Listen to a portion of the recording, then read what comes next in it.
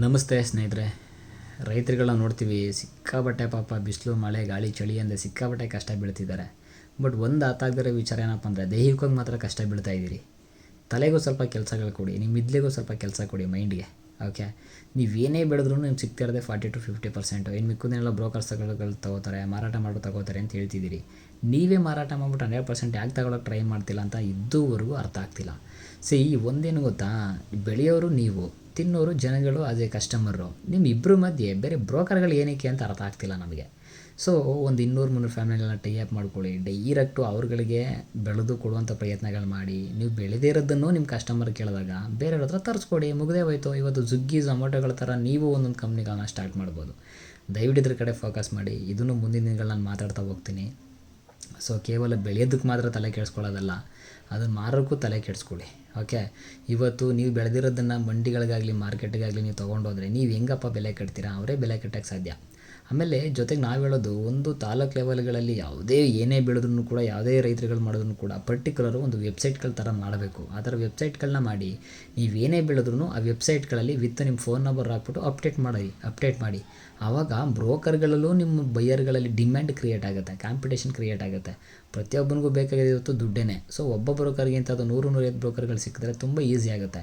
ನಾವು ಟೆಕ್ನಿಕಲಿ ಏನೇನೋ ಉದ್ಧಾರ ಆಗ್ಬಿಟ್ಟಿದ್ದೀವಿ, ದೊಡ್ಡ ಮಟ್ಟದಲ್ಲಿ ಬೆಳೆದ್ಬಿಡ್ತೀವಿ ಅನ್ಕೋತಾ ಇದ್ದೀವಿ. ಬಟ್ ಅಗ್ರಿಕಲ್ಚರ್ ಯಾಕೆ ಈ ಬದಲಾವಣೆಗಳಾಗ್ತಿಲ್ಲ? ಈವನ್ ಟೆಕ್ನಾಲಜಿ ಹೆಂಗಿದೆ ಅಂತಂದರೆ, ಜನರಲ್ ಹೋಗ್ತಲೆಲ್ಲ ಹೋಗಿದ್ದೀವಿ. ಇವತ್ತಿನ ದಿನ ತುಂಬ ದೊಡ್ಡ ಮಟ್ಟದ ಟೆಕ್ನಾಲಜಿಗಳಿದೆ, ಅಳವಡಿಸ್ಕೊಂಡಿದ್ದೀವಿ. ಬಟ್ ರೈತರುಗಳಲ್ಲಿ ಈ ಥರ ಬದಲಾವಣೆಗಳಾಗಿಲ್ಲ ಅಂದರೆ ಸಾಧ್ಯವೇ ಇಲ್ಲ. ನೀವು ಟೆಕ್ನಿಕಲಿ ಏನೇ ಬದಲಾದ್ರೂ, ಏನೇ ಟೆಕ್ನಾಲಜಿಗಳನ್ನ ಯೂಸ್ ಮಾಡಿದ್ರೂ, ಈವನ್ ಆ ಟೆಕ್ನಾಲಜಿಗಳನ್ನ ಯೂಸ್ ಮಾಡಿಕೊಂಡು ಮುಂದಿನ ದಿನಗಳಲ್ಲಿ ಜನರಲ್ ಹೋಗ್ತರೂ ಕೂಡ ನೀವು ಅಗ್ರಿಕಲ್ಚರ್ ಮಾಡೋ ಕಾನ್ಸೆಪ್ಟ್ ತಂದ್ರೂ ಕೂಡ ಎಲ್ಲವೂ ವ್ಯರ್ಥ ಅಂತ ಅನಿಸ್ಬಿಡುತ್ತೆ ನಮಗೆ ಒಂದೊಂದು ಸಲ. ಏನಕ್ಕೆ ಟೆಕ್ನಾಲಜಿಗಳು ಏನಕ್ಕೆ ಬೇಕು ಅಂತ? ಭೂಮಿ ಮೇಲೆ ಬೆಳೆದಿರೋರಿಗೇ ನೀವು ಬೆಲೆ ಕೊಡೋಕ್ಕಾಗ್ತಿಲ್ಲ, ಇನ್ನು ಜನರಲ್ ಲೋಕದಲ್ಲಿ ಬೆಳೆದ್ಬಿಟ್ಟು ಏನು ಮಾಡ್ತೀರಾ? ಫಸ್ಟು ಇಲ್ಲಿರೋ ರೈತರುಗಳಿಗೆ ಬೆಲೆ ಯಾವ ರೀತಿ ಮಾಡೋದು ಅಂತ.